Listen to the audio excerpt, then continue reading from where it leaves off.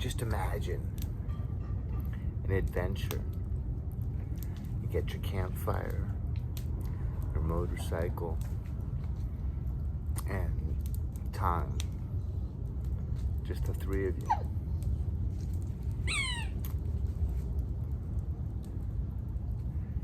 The word freedom comes to mind. Similar to an experience of just being on a trail in the high Sierras with a backpack, or a sailboat sailing across the Pacific. It could be a simple day trip to Catalina or a 2-week trip to Hawaii. Freedom.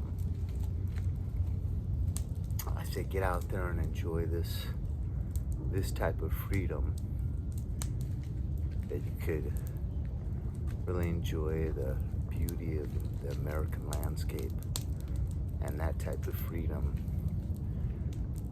because who knows, it might not be around much longer. So imagine that campfire, motorcycle, and free time. Just the three of you.